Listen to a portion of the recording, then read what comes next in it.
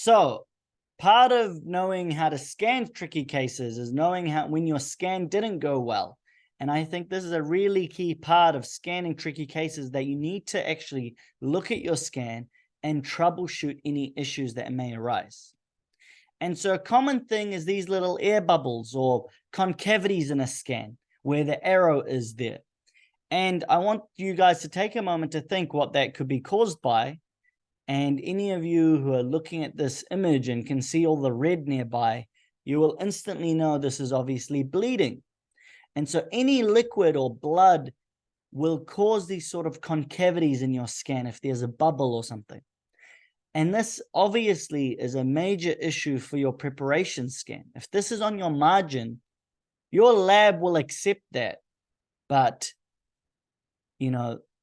quietly, labs are all very, very frustrated with scans that they receive from dentists. You can ask your local lab, which percentage of scans do you think are very good in a week-to-week basis? And the issue is they get all this work and all these issues with the scans, but dentists are not locally controlling these problems. And of course, your lab will never ring you and tell you, redo the scan. It's very rare to get that call from a lab. Oftentimes, dentists will just ask, please just process it and fabricate the restoration as best as you can.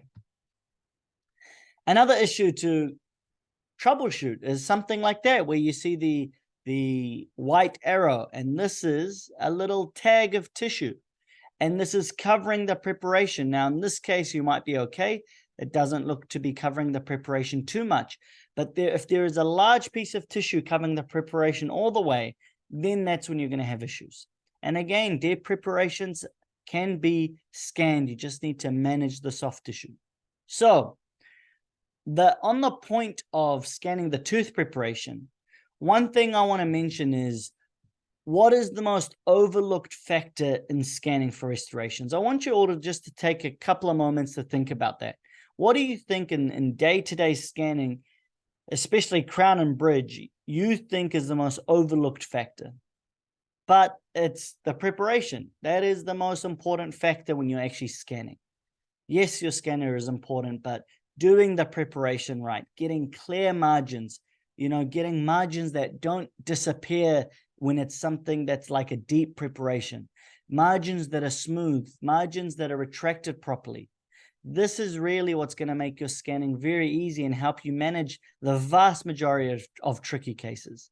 Here's another example of a deep preparation. And when we scan it, you can see exceptionally clear margins. The lab will have no issue at all marginating this and giving you a perfect fitting crown.